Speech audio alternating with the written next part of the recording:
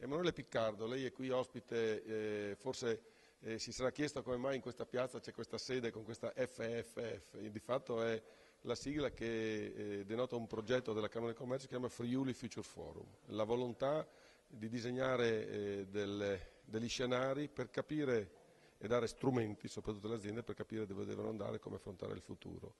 Uno dei temi che noi affronteremo è un tema quest'anno che è legato al cibo, lo chiamiamo Cibo 2020, ma non ragioniamo del cibo in quanto far da mangiare, ma attorno al mangiare.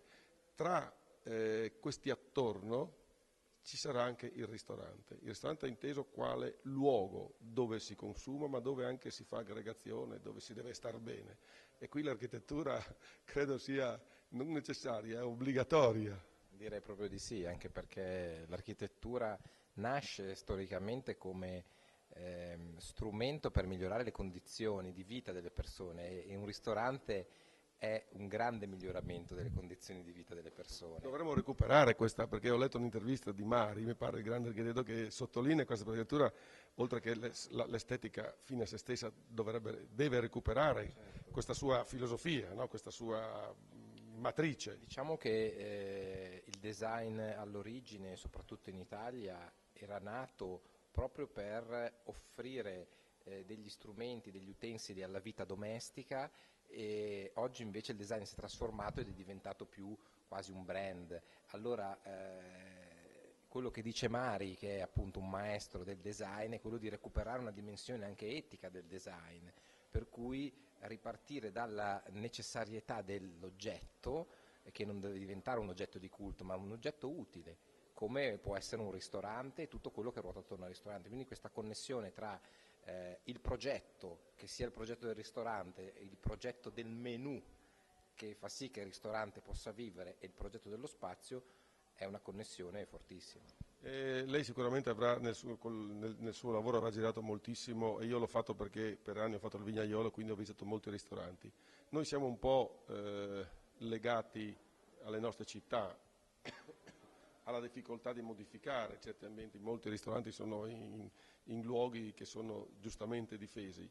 E negli Stati Uniti, ma nel mondo, nelle grandi catene dell'Oriente, ci sono questi ristoranti di una bellezza, di una comodità fantastica. Come possiamo coniugare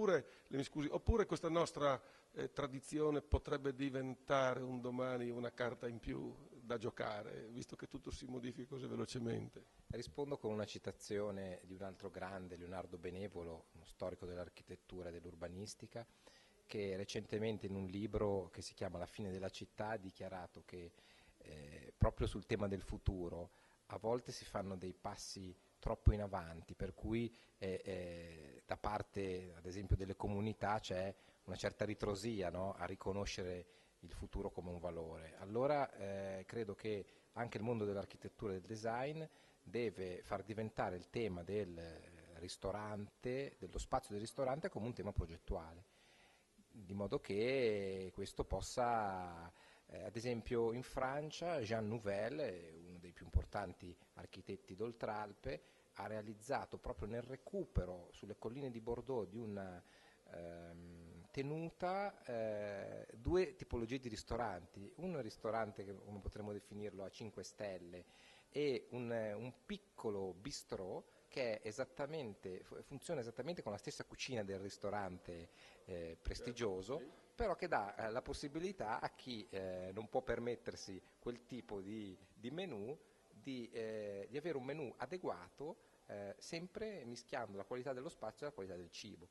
Questo è un buon mix. Devo dire che anche in Italia ci sono molti ristoranti importanti che hanno due spazi in effetti, perché poi la mano del cuoco si sente anche nelle cose semplici, no? Come la mano dell'architetto, tra l'altro. Certo, e la cosa importante è appunto, come dicevo prima, che l'architettura e l'architetto ritornino a progettare dei luoghi che negli anni 50 erano, come dire, era normale per un architetto progettare un ristorante, legato ai luoghi di villeggiatura, legato a particolari condizioni culturali e paesistiche. Ma inserire il ristorante, torno sulla mia domanda, inserire il ristorante nei vecchi spazi, nelle vecchie ville, in questi palazzi che ovviamente non si possono toccare, dove bisogna rispettare.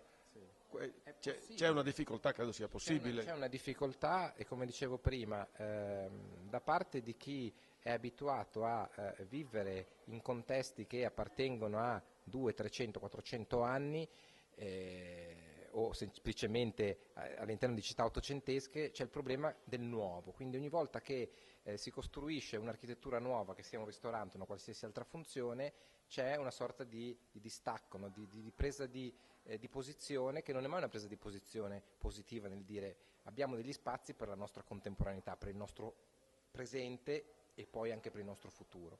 Questo è un po' una sorta di muro di gomma che andrebbe rotto e spezzato, e probabilmente il progetto che lei ha illustrato va in questa direzione. Quindi andiamo avanti, tranquilli, troveremo un po' di difficoltà, e lei ce lo sappiamo già, però è un messaggio da dare ed è un problema da affrontare. Quindi. Sicuramente sì, e il problema più difficile è comunque risolverlo dal punto di vista culturale, di riuscire a formare una coscienza collettiva che sappia recepire questi spazi come spazi del nostro presente e non come degli UFO o degli spazi avulsi, ma bensì radicati in una continuità con la tradizione. Benissimo, grazie.